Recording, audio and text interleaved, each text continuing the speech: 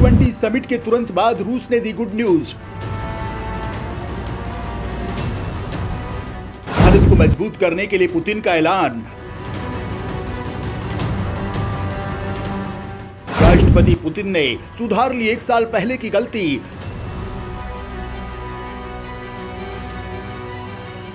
जो अब हुआ है उस पर नहीं हो रहा किसी को यकीन।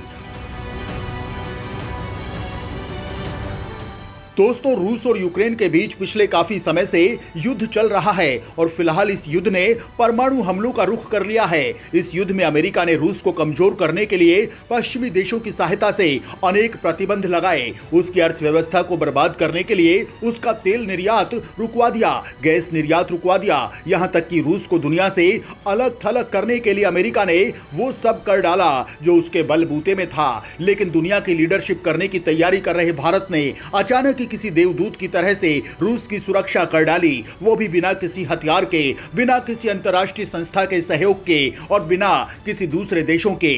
नतीजा ना तो रूस की अर्थव्यवस्था बर्बाद हुई, ना ही वो सैन्य तरीके से कमजोर हुआ। इस वजह से पहले की बजाय आज रूस और भारत के रिश्ते अपने नए मुकाम पर हैं। इस युद्ध के दौरान भारत और रूस के बीच वो गिले शिकवे भी दूर हो गए जो इस युद्ध से पहले तक थे। अब दोस्तों, रूस ने अपनी सारी पुरानी गलतियों को साइड करके भारत के लिए ऐसे ऐसे ऐलान कर दिए हैं, भारत के लिए ऐसे फैसले लिए हैं जिसके बाद अब भारत का कद अंतर्राष्ट्रीय स्तर पर और ऊंचा हो गया है। रूस ने एक पुरानी गलती को दूर करते हुए भारत को ऐसे ग्रुप का हिस्सा बना लिया है जो मुमकिन ही नहीं था।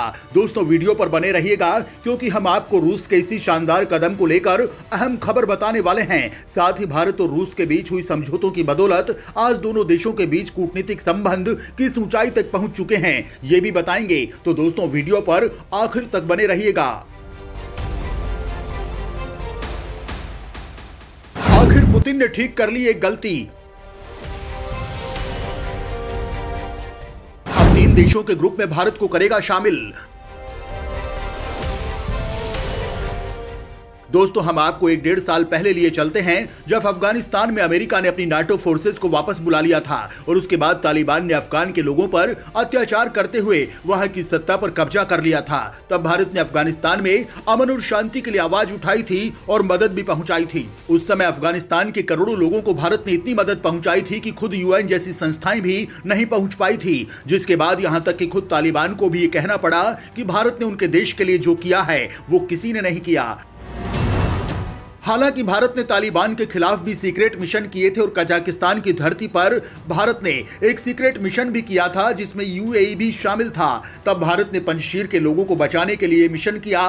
खैर दोस्तों, उस वक्त भारत ने अफगानिस्तान के लिए काफी कुछ किया था, लेकिन तब रूस ने भारत के साथ ठीक नहीं किया था और उस दौरान मार्च 2021 में एक मीटिंग हुई थी जिसे स्ट्राइक प्लस कहा गया।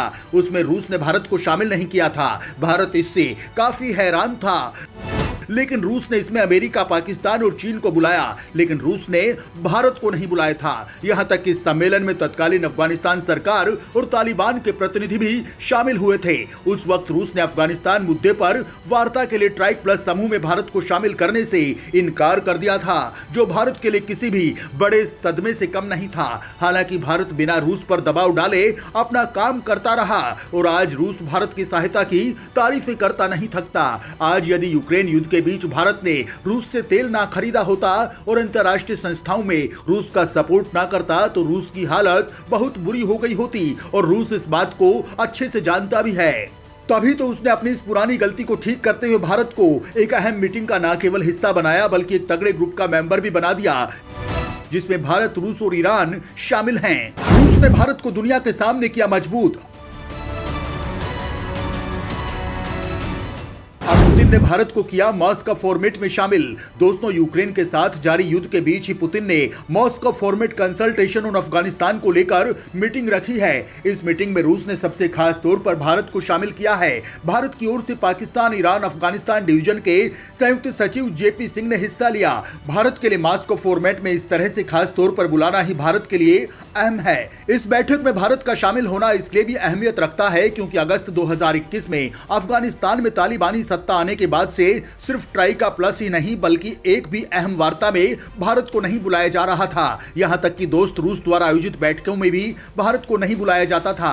लेकिन यूक्रेन युद्ध के कारण चारों तरफ से घिरे रूस की भारत ने खुले दिल से मदद की और इस मदद के बाद ही रूस को अपनी गलती का एहसास हुआ और इस बार रूस ने भारत को भी इस मीटिंग में बुलाया। इस मीटिंग में अन्य सदस्य देशों के रूप में रूस, कजाकिस्तान, ताजिकिस्तान, किर्गिस्तान, उज्बेकिस्तान, चीन, पाकिस्तान, ईरान और तुर्कमेनिस्तान ने भी हिस्सा लिया। इस मीटिंग में रूस ने भारत के लिए एक और अहम काम किया। अफगानिस्तान में तालिबानी शासन के बाद सुरक्षा कारणों से मास्को फॉर्मेट के भीतर भारत, रूस और ईरान के बीच एक अलग गुट बनाने की उम्मीद जताई जा रही है। अफगानिस्तान में तालिबान के आने के बाद से ही रूस परेशान है। ऐसा माना जा रहा है कि रूस को डर है कि मध्य एशिया में तालिबान के प्रभाव से इस्लामिक चरमपंथ को बढ़ावा मिल सकता है और इसे रोकने के लिए रूस ने एक अलग ग्रुप तैयार करने का फैसला किया है जिसमें रूस, भारत और ईरान शामिल रहेंगे। क्योंकि दोस्तों रूस को चिंता इस बात की है कि तालिबान के कुछ गलत कदमों को प्रमुखता से सामने लाना है और उनके खिलाफ एक्शन प्लान तैयार करना है। इसके साथ ही अफगानिस्तान के धार्मिक और सांस्कृतिक मामलों में दखल दिए बिना इस ग्रुप के मेंबर्स की कोशिश रहेगी कि तालिबान को वहां की महिलाओं को बाहर काम करने जाने और लड़कियों को स्कूल जाने पर पाबंदी लगाए जाने को लेकर उसे रोका जाए और इस काम को भारत के बिना पूरा नहीं किया जा सकता। वहीं दोस्तों रूस के इस कदम से भारत के भी अपने फायदे हैं, क्योंकि एक तो भारत अफगानिस्तान के करोड़ों लोगों की जिंदगियां बचाना चाहता है, वहीं दूसरी ओर भारत ने भी अफगानिस्तान में करोड़ों का निवेश किया है जिसे डूबने से बचाने में रूस का अहम रोल हो सकता है।